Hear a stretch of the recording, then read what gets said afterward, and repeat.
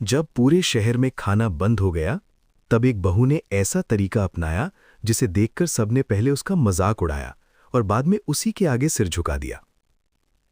एक छोटे से कस्बे में रहने वाली सीमा बहुत ही सीधी, समझदार और मेहनती लड़की थी।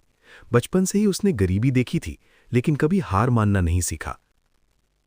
समय बीता और उसकी शादी शहर के एक अच्छे परिवार में हो गई। शहर की जिंदगी उसके लिए बिल्कुल अलग थी। गैस चूल्हा, फ्रिज, मशीनें, हर चीज नई।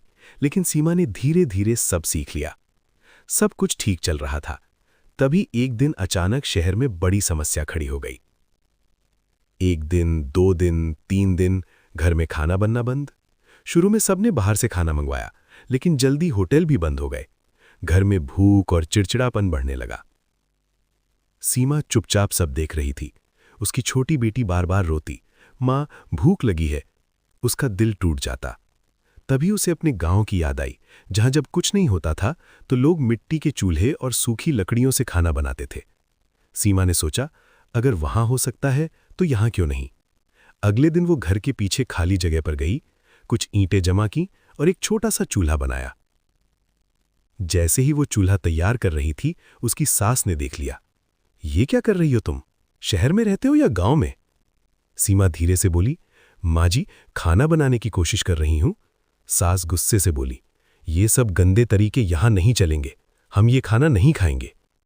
सीमा चुप हो गई, लेकिन उसकी बेटी की भूख उससे देखी नहीं जा रही थी। रात को सब सो गए। सीमा चुपके से उठी और अपने बनाए चूल्हे में आग जलाई। थोड़ा सा आटा गूंथा और रोटी बनाने लगी।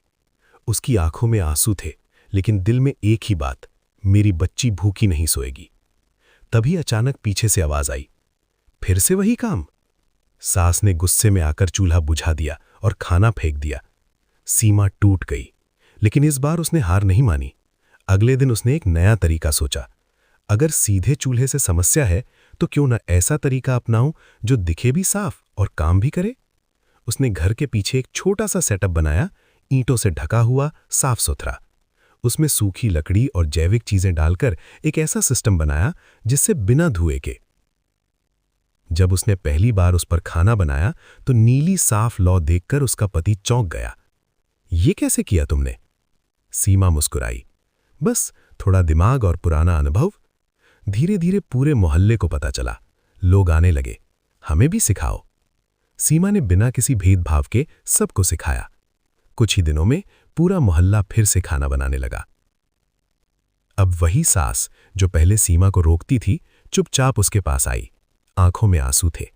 बहू, मैंने तुझे गलत समझा, तू तो इस घर की ताकत निकली। सीमा ने तुरंत उनके पैर छुए। माँ जी, मैंने तो बस अपना फर्ज निभाया। दोनों एक दूसरे को गले लगा लेते हैं और पहली बार पूरा परिवार साथ बैठकर खाना। समय बदलता है, तकनीक बदलती है, लेकिन पुराना ज्ञान और अनुभव कभी बेकार नहीं होता। कभी कभी वही हमें सबसे मुश्किल समय से निकालता है। अगर आपको ये कहानी पसंद आई तो कमेंट में जरूर